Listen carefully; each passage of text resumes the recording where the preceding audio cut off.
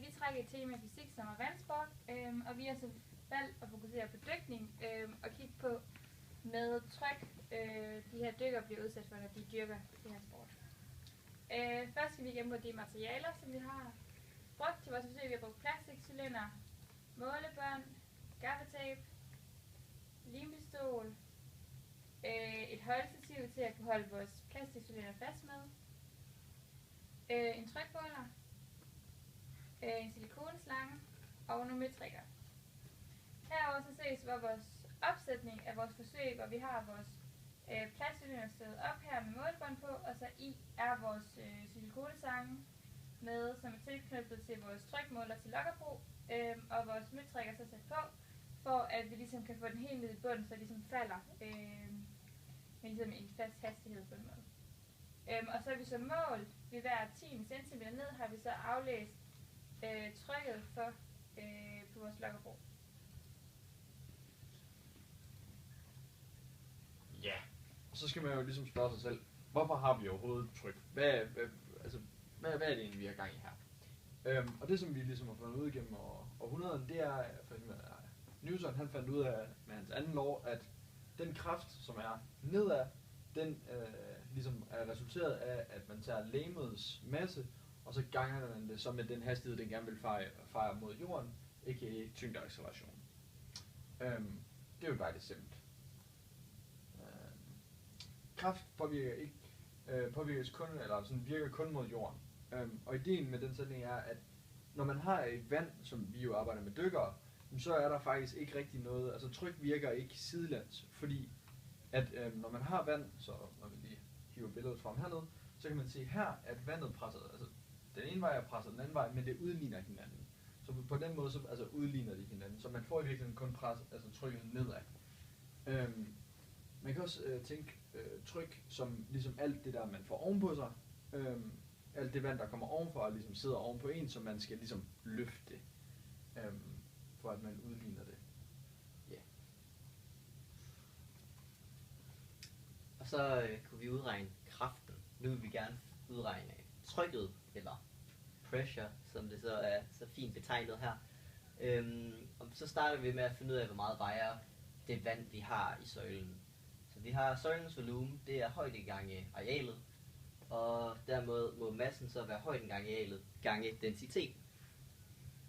Og tyngdekraften på søjlen må dermed være masse gange tyngdeacceleration, og den kan vi trække ud i ro gange højde gange areal gange tyngdeacceleration. Men når vi så kommer ned og skal udregne trykket, så finder vi ud af, at arealet reelt set ikke skal bruges til noget, fordi at søjlen den hviler jo allerede på underlaget af arealet. Så dermed der ender vi med, at trykket det bliver ro gange højde gange tyngdeaccelerationen, og den her ligning den er dejlig nem at arbejde med til at udregne tryk. Så har vi fået data fra vores forsøg, som Mette viste lige før, og som vi kan se, så bliver det en dejlig lineær kurve, som har udgangspunkt i 1,01 100,9, hvilket er vores standarde atmosfæriske tryk i kilopascal. Man plejer at sige, at den ligger omkring 101,3. Den ligger i 101,9 her, det er så på grund af muligvis temperaturer eller noget lignende.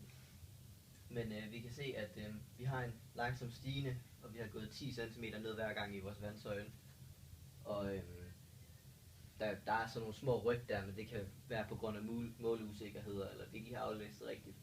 Men generelt set, så giver det os en lineær kurve med en tilpasningsfaktor på noget, der hedder 0,9998. Så der har været 2 promille fejl. Så det er meget, meget solidt.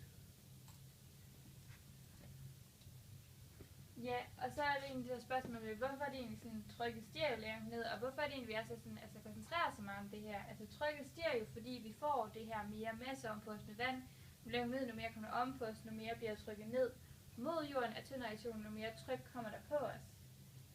Og især med dykker, noget de skal have meget fokus på med, at der ikke bliver trykket for meget på kroppen, så det kan have skade for hjerne og alt muligt andet. Også det, hvis man kommer for hurtigt op fra et vist tryk, og man ikke bliver et vist tryk, og ligesom at kroppen lader sig vende til det, så er at vi skal i de her trykrammer, hvor ligesom trykket kan blive kontrolleret. Stille og roligt kommer vi op til den her 1 atmosfæres tryk, som vi er vant til, og ligesom vores krop kan håndtere normalvis. Og hvad er grunden egentlig til, at trykket stiger markant hurtigere under vand end under over overfladen? Så simpelt. Vand er 1000 gange tungere end luft. Der går 1000 kilo vand per kubikmeter, hvor ved luft er det kun 1,36 kilo per kubikmeter. Så det er derfor, at vi har sådan en stor, sådan markant stigning. Faktisk allerede under 10 meter vand, der vil vi have et ekstra atmosfærisk tryk. Hvilket vil sige, at hvis vi skulle dykke 10 meter ned, så ville det være rimelig hårdt. Så vand er tungere. Det er sådan det, jeg kan konkludere. Ja, så lavede vi et lille problem til lige at illustrere det.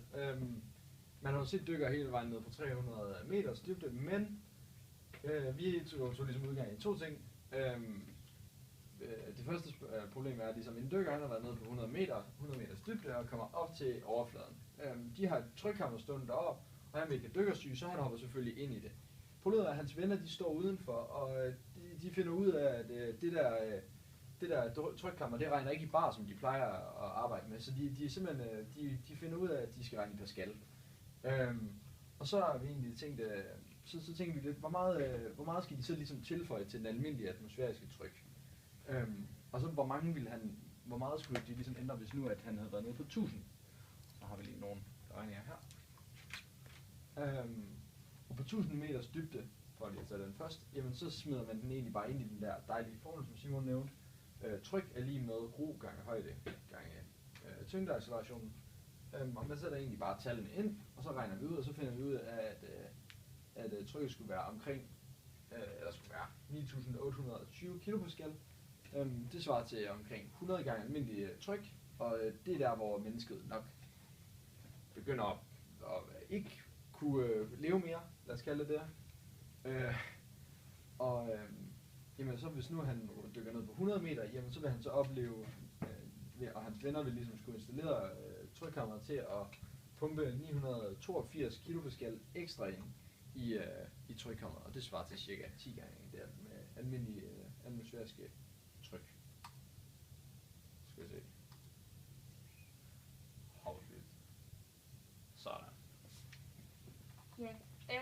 Og så konklusionen på hele det her forsøg med vores problemstilling, vi havde med dykker, som vi egentlig kunne finde ud af ved at bruge den her formel. Vi kunne også godt have brugt den funktion, vores skrift ud af vores forsøg, kunne også have brugt til at beregne den. Så vores præcished på den var også omkring de 0,99, så det er rigtig tæt på egentlig helt op på 1, som gerne skal være. Så alt i alt for de fejl, vi har haft med temperaturer, og vores søje måske ikke har stået helt lige og sådan noget, har været meget småt. Så alle de data, vi har fået, har vi egentlig kunne bruge rigtig godt. Og hele det her konklusion, der forsøg, er egentlig, det har været rigtig godt. Og vi har fået det, vi skulle have ud af det. Yeah. Jeg stod og stoppede det. Udover det, så når man på et tidspunkt